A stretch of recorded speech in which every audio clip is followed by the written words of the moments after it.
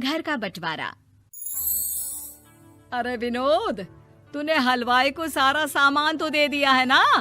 अक्षय की शादी में कोई कमी नहीं रहनी चाहिए। आखिर सबसे छोटा भाई है तुम सबका। हाँ माँ, आप चिंता मत करो, मैं पूरा ध्यान रखूंगा। मंगल बेटा, तूने तो कहा था कि फूल का ऑर्डर दे दिया है, यहाँ तो फूल पहुँचे ही नहीं। अब क्या बहू की विदाई के बाद फूल आएंगे? माँ, मैंने अभी बात की है फूल वाले से, वो रास्ते में ही है। आप किशोर भैया से क्यों नहीं कहती कुछ करने को? किशोर पहले ही मेरे बताए काम कर रहा है। पास के सभी रिश्तेदारों और मोहल्ले वालों को कार्ड वही तो देकर आया था। रिसेप्शन के लिए हॉल भी उसी ने बुक किया था। टेंट कुर्सी वालों को भी तो वही देख रहा है। पर कई मोहल्ले वाले तो हमारे भरे पूरे परिवार से जलते भी हैं। उन्हें बुलाने की क्या जरूरत थी? बेटा, शादी ब्याह में तो बुलाना ही पड़ता है, नहीं तो लोग क्या कहेंगे। दादी दादी देखो ना, हलवाई अंकल हमें लड्डू नहीं दे रहे, आप इनको डांटो ना। अरे चैन सुख दे देना बच्चों को लड्डू, क्यों तंग कर रहा है इन्हें? बीबी जी, मैं कहाँ मना कर रहा हूँ, लेकिन लड्डू बनते ही ये बच्चे उठा उठा कर खा लेते हैं। अरे मैं तो इन्हें थाल में रख के परोस भी नहीं पा रहा। भागो, अब कोल्ड ड्रिंक पीने चलते हैं। भागो भागो, अब कोल्ड ड्रिंक पीने चलते हैं। जैसे कि आप देख रहे हैं, आज इस घर के सबसे छोटे बेटे अक्षय की शादी है। घर में बहुत चहल पहल है। कुलभूषण की बीवी कमला को फुर्सत ही नहीं है कामों से, लेकिन कुलभूषण और घर के बाकी लोग कहाँ हैं? आइए देखते हैं। अजी, आप यहाँ आराम से बैठकर गाने सुन रहे हो और घर में अभी तक इतने काम बचे हैं करने को। अरे भाई, मेरे सबसे छोटे बेटे की शादी है, इसके बाद तो मैं अब चिंता मुक्त हो ही जाऊंगा। और फिर घर में तुम हो, बेटे बहुएं हैं, तुम लोगों के होते हुए मैं क्यों काम करूं? मैं तो शान से बेटे की शादी में जाऊंगा तैयार होकर। अरे ठीक है, अब आप आराम ही कीजिए। एक बार अभिषेक की बीवी आ जाए, फिर मैं भी आराम करूंगी और मेरी चारों बहुएं पूरे घर की जिम्मेदारियां संभाल लेगी। इतना कहकर कमला वापस अपने काम में लग जाती है। बेटा भी, तू अब तक तैयार नहीं हुआ? किससे बात कर रहा है फोन पर? तैयार कैसे हूँ? सैलून जाने से तो आपने मना किया है, क्योंकि मुझे हल्दी लग चुकी है। भाभीयों को देखो, सुबह से पार्लर में है। अक्षय की शादी हो जाती है और नंदिता बहू बनकर घर आ जाती है, लेकिन इस घर की खुशियों को मानो किसी की नजर लग गई थी। नंदिता के आने के बाद आए दिन घर की शांति भंग होती रहती। अपने माँ बाप की इकलौती बेटी को इतने बड़े परिवार की जिम्मेदारियां कहाँ संभालनी थी। अभी देखो ना, मेरे हाथों की मेहंदी भी अभी नहीं उतरी है और तुम्हारी मम्मी ने मुझे घर के कामों में लगा दिया। मैंने सोचा था कि घर की सबसे छोटी बहू होने के कारण मुझे सब पलकों पर बिठा के रखेंगे, पर यहाँ तो पलक झपकने की भी फुर्सत नहीं मिलती। देखो नंदू, शादी के पहले ही मेरे घर वालों ने तुम्हें और तुम्हारे पेरेंट्स को बता दिया था कि मैं जॉइंट फैमिली में रहता हूँ, तो फिर अब ये शिकायत क्यों? और फिर तुमसे पहले मेरी भाभी भी तो आई थी शादी करके, उन्होंने तो कभी कुछ नहीं कहा। नंदिता तब तो चुप हो जाती है, लेकिन ऐसा बहुत दिनों तक नहीं चलता। अरे नंदिता, माँ बाबूजी की दवाई का टाइम हो गया है, उन्हें दवाई दी आओ और उसके बाद सबके लिए नाश्ता बना देना। पर भाभी, मैं तो अभी अपना फेवरेट सीरियल देख रही हूँ, प्लीज मेरी जगह आप कर लो ना ये काम।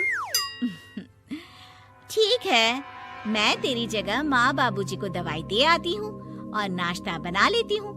तू मेरी जगह पूरे घर की डस्टिंग करके 5 बच्चों को स्कूल के लिए तैयार करके भेज देना और दोपहर का खाना बनाने के बाद कपड़े धोकर सुखा देना। उसके बाद हम दोनों मिलकर बाजार जाकर सब्जी ले आएंगे, फिर डिनर की तैयारी कर लेंगे और उसके बाद बस भाभी, मैं माँ बाबूजी को दवाई देकर सबके लिए नाश्ता बना देती हूँ। हे भगवान, ये कहाँ लाकर फंसा दिया मुझे। मेरे घर में तो गिनती की 8 रोटियाँ और 2 सब्जी बनती थी और नाश्ता निपट जाता था, यहाँ तो रोटियों का ढेर और सब्जियाँ बड़े बड़े पतीलों में बनानी पड़ती है। नाश्ता बनते बनते लंच का टाइम हो जाता है और लंच बनते बनते डिनर का। अभी मुझ में तुम्हारे पूरे परिवार का नखरा उठाने की और ताकत नहीं बची। मैं ऐसे नहीं रह सकती। अरे तो क्या चाहती हो तुम? मुझे अलग रहना है बस। तो ठीक है, हम कल ही शिफ्ट हो जाएंगे किराए के घर में। इतना बड़ा घर होते हुए हम किराए पे क्यों रहेंगे? ना जी ना, घर में ही दीवार खड़ी करो अपने हिस्से के आगे। घर के साथ साथ घर की खुशियों में भी दीवार खींच जाती है। ऐसे ही कई महीने बीत जाते हैं और नंदिता माँ बन जाती है। बच्चे के आने से अभिषेक के कंधों पर खर्चों का बोझ आ पड़ता है। अभिषेक का बोझ कम करने के लिए नंदिता भी पार्ट टाइम जॉब कर लेती है, लेकिन इससे उसके सर पर नौकरी, घर और बच्चे की जिम्मेदारी बढ़ जाती है। नंदिता, ये क्या है? तुमने घर भी ठीक से साफ नहीं किया, ना ही मेरे कपड़े धुले हैं। चिंटू के बाल भी कटवाने जाना था, देखो उसके बाल कितने बढ़ गए हैं। अरे करती क्या हो पूरा दिन तुम? मैं करती क्या हूँ? तुम्हारा नाश्ता और लंच बनाने के बाद चिंटू को डे केयर सेंटर पर छोड़ कर आती हूँ, फिर खुद ऑफिस जाती हूँ। पूरा दिन काम करके आने के बाद बिना आराम किए बाजार से सब्जियाँ लेकर आती हूँ, घर आकर खाना बनाती हूँ, चिंटू को देखती हूँ और क्या करूँ मैं? तो किसने कहा था अपने सर पर इतने काम लेने को? मत जाओ ऑफिस। ऑफिस जाए बिना घर के खर्चे कहाँ से पूरे होंगे? चिंटू की डे केयर का खर्च, उसके लिए बेबी फूड का खर्च, प्रेस वाले का खर्च, ये सब तुम्हारी सैलरी से होता नहीं है। अगर परिवार से अलग नहीं होती तो इतनी मुसीबतें नहीं उठानी पड़ती तुम्हें परिवार के साथ मिलकर काम करने में दिक्कत थी, लेकिन काम तो अब भी बहुत है तुम्हारे सर पर। चिंटू को भी डे केयर भेजने की जरूरत नहीं पड़ती। उसको गोद में खिलाने के लिए दादा दादी और घर के सभी बड़े होते। उसके साथ खेलने के लिए उसके भाई बहन भी होते। मेरे तीनों बड़े भाइयों के बच्चे भी बड़े हुए हैं, लेकिन बिना महंगा बेबी फूड खाए, क्योंकि मेरी माँ और भाभियाँ बहुत अच्छे से जानती है कि बच्चे को क्या खिलाना चाहिए। बिजली के बिल जैसे खर्चे भी सब मिलकर बांट लेते थे, लेकिन तुम्हें तो सबसे अलग रहने में ही मजा आता है, तो अब शिकायत क्यों करती हो? बस करो अभिषेक, बस करो। मैं मानती हूँ कि मैं गलत थी। मेरे एक गलत फैसले ने हमें बिल्कुल अकेला कर दिया है सबसे। एक घर में होते हुए भी हम बाकी परिवार से अजनबियों की तरह रह रहे हैं। अभिषेक और नंदिता की सारी बातें घर के बाकी लोगों को सुनाई दे रही थी। तभी कमला बोल पड़ती है। अरे नंदिता बहू, किसने कहा कि तुम अकेले हो? तुम्हारा इतना भरा पूरा परिवार है ना तुम्हारे साथ। हम तो बस ये चाहते थे कि तुम अपनी गलती समझ जाओ। अगर हम तुम्हें समझाते तो शायद तुम ना समझती, लेकिन अपनी गलती का एहसास तुम्हें खुद हो गया है, तो अब तुम समझ चुकी हो परिवार में एक साथ रहने का मोल क्या होता है। मम्मी जी, मुझे माफ कर दीजिए, अब ऐसा दोबारा कभी नहीं होगा। अरे माफी बाद में, पहले मेरा पोता जरा मेरी गोद में तो दे, और तू जाकर सबके लिए चाय बना ला।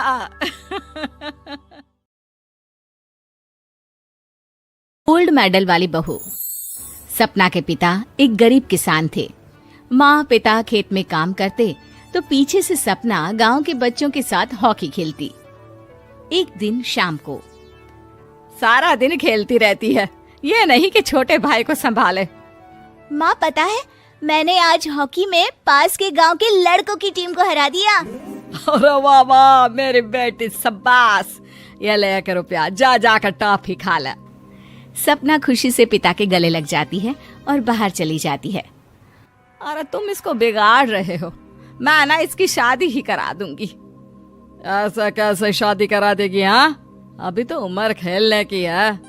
माँ बड़बड़ करती वहाँ से निकल जाती है, लेकिन शाम को उन लोगों के घर कुछ लोग आते हैं। अरे राम सुखिया, जरा ये तो बतलाओ सपना के बारे में क्या सोचा है? अरे क्या सोचना है मास्टर जी, पढ़ रही है, जितना पढ़ सकती है पढ़े, फिर शादी करवा देंगे, कोई अच्छा सा गांव का ही लड़का देख लेंगे। अरे तुम तो उसके पिता हो, तुमको कुछ नहीं पता? माँ घबरा जाती है। अरे का मास्टर जी, का पता नहीं, का हो गया? हम तो इनसे पहले ही बोल रहे थे कि लड़की की जात है, संभाल लो। अरे भाभी जी, आप भी ना कभी अच्छा भी सोच लिया करो। अरे सपना क्या खेलती है हॉकी, बड़े से बड़े आदमी भी नहीं जीत पाते हैं उससे। कल गांव में एक टीम आ रही है, लड़कियों की हॉकी खेलने उसे भेज देना, वहां शायद कुछ बात बन जाए। अरे ना ना मास्टर जी, कोई खेल वेल नहीं करवाना हम लोगों को, वो भी शहर के लोगों के साथ तो बिल्कुल भी ना। शहर के लोगों को ना कोई भरोसा नहीं होता मास्टर जी। अरे कैसी बात कर रही हो सपना की माँ, बुरा आदमी तो हर जगह मिल जाएगा, उसके लिए शहर का और गांव का। हाँ हाँ मास्टर जी, हम लोग तैयार हैं, कल आ जाएगी सपना वक्त से। माँ के लाख मना करने पर भी पिता सपना को हॉकी टीम के लिए भेज देते हैं। शाम को सपना वापस आती है, लेकिन लट के मुंह से। और क्या हो गया, मार खाई हो का? कौन मारेगा, कौन मारेगा हमें? कोई मार वार खाकर नहीं आए। अरे फिर शकल पर 12 क्यों बजे हैं, बताओगी? देखो माँ, आप समझोगी नहीं, बताकर फायदा क्या है? अरे बिटिया रानी, हम तो समझेंगे ना, हमें ही बता दे। सपना पापा के गले लग जाती है। पापा, मैं ना सिलेक्ट हो गई हूँ भारत की हॉकी टीम में खेलने के लिए। अरे वाह, ये तो बहुत ही खुशी की बात है मेरे बच्चे। फिर मेरी गुड़िया काहे परेशान है? पापा, मुझे दिल्ली जाना पड़ेगा आगे की प्रैक्टिस के लिए। माँ जो सारी बात सुन रही होती है, जोर से चिल्लाती है। एक पैसा नहीं है मेरा पास, समझे? कुछ नहीं दूंगी। शादी के लिए लड़का फाइनल भी कर दिया है, कल्ले का बेटा, वो शादी कर लेगा तुमसे। सपना पिता की ओर देखती है।